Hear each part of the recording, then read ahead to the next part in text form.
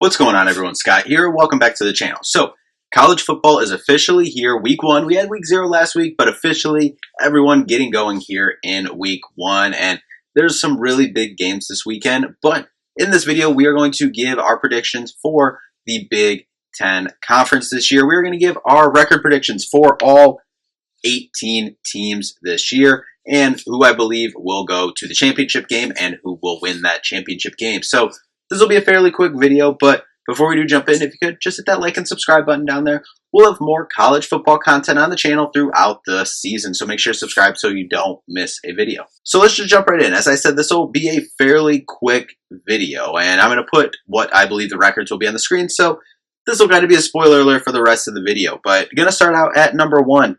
I have Ohio State, the defending national champions. Do I think they'll be as good as they were last year? Do I think they're going to go back-to-back and win 2 straight national championships? I do not. But I'm sorry, I can't get behind James Franklin going into the shoe and getting a big win like that again. Like, I just can't. I can't do it. I can't do it right now. I think Penn State is going to be really good. Obviously, as you see, kind of sliding into the number 2 spot, I got Penn State at 11-1, 8-1 in the conference. And I think that only loss is that game there in the shoe. Next up, I got Oregon. So kind of the same 3 at the top of the standings as last year. But after that, I think is where things can get a little, murky, I guess. If so, Oregon, obviously new quarterback this year, Dante Moore. I got them still going 11-1, 8-1. Too much talent on that roster to not be knocking on the door of the playoffs, if not favored to go to the playoffs. Next up, number 4, Nebraska. Is Nebraska actually back? I got them going 9-3, 7-2 in the conference. Listen, I'm not a big, as a Carolina Panthers fan, I am not a big Matt Rule fan, but in college, I do think there is something to his, development and what he's been able to do at his college programs. Do I think they're going to get back and crack the top 3, the top 2 of the Big Ten? No. Do I think they're going to make the playoffs? No, but I do like Dylan Raiola, and I do think they have some good things going on there, and I think they'll have a pretty good year there in Nebraska. Number 5, I got USC. I've always been a Lincoln Riley guy, and I'm backing the Lincoln Riley horse this year. I got them going 9-3, 7-2 in the conference. Next up, Illinois. Everyone is super high on Illinois. Dark horse to make the playoffs or win the league. I think they're going to have a solid year at 9-3, 6-3 in the conference, though. But I'm not ready to sit here and say that Illinois football is going to go 10-2. If they do that and they prove me wrong, then, hands up, I'll eat that. You can clip this, but that's where I sit at right now. Next up, last year's darling, Indiana. I just cannot stand Kirk Cignetti. I'm sorry, like last year, yes, they had a really good run. If they can do it twice in a row, then I'll tip my cap, but, I'm not buying it. But I do think they're going to be solid. I think they're going to be raised as a program, respect-wise and, year-over-year results-wise. So I got them going 8-4, 8-4, 5-4 in the conference. Next up, I got our Michigan State Spartans going 8-4, and I got them going 5-4 in the conference. If you watch my Michigan State whole season preview, going through the depth chart, everything schedule-wise, what needs to happen for Michigan State to get this done, I do think it's doable. I do think it's doable. In a second year of a rebuild with Jonathan Smith, I'm all in on Jonathan Smith, but second year of a rebuild, I don't think we're pushing for a playoff, but, I'd be fine. And this is, probably not the best thing to say as a fan, but as a Michigan State fan, I'd be fine with the bowl game. But I think there's more on this roster, and I really do think that they're going to surprise some people with the games on their schedule. They have a lot of kind of 50-50 games. There's really only going to be 1 game, maybe 2 games that they're going to be probably double-digit underdogs in. Every other game is going to be close to a coin flip, within a touchdown or so. So if they can win those games in the margins, I think 8-4 is possible. Next up, that school down the road, Michigan. I got them going 7-5, 5-4. Tough schedule with a freshman quarterback. Being from the state of Michigan, I just am not a huge believer in the state of Michigan high school football or any sport, believer, should I say. And that is nothing against the kids that play high school sports in this state.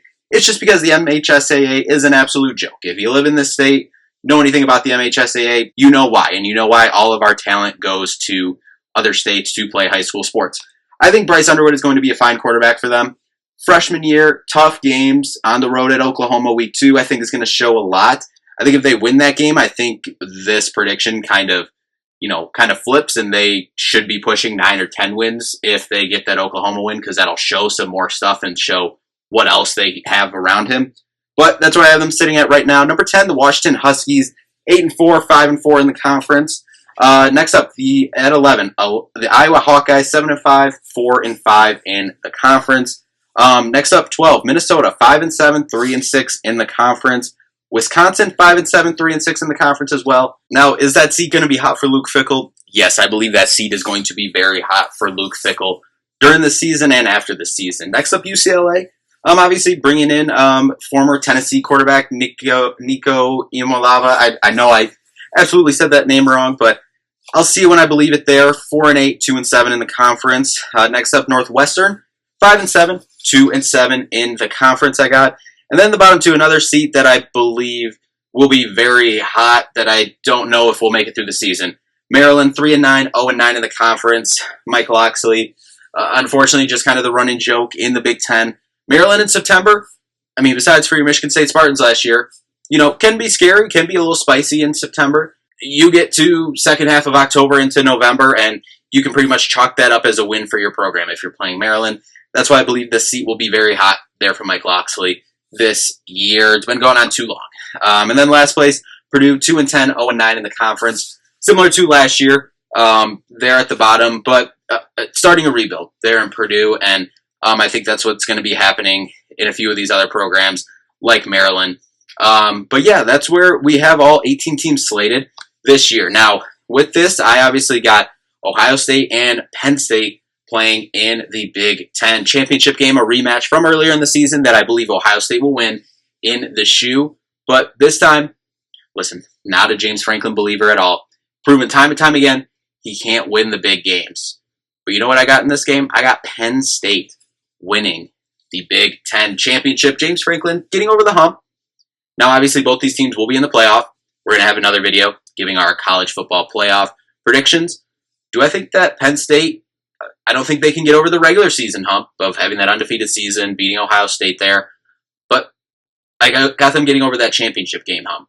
Can they go even further and kind of follow suit with a playoff run to bring home a third straight national championship for the Big Ten? We'll see. You'll have to tune into that video. But anyway, that'll do it for this one. That's where I got the Big Ten teams all slated this year.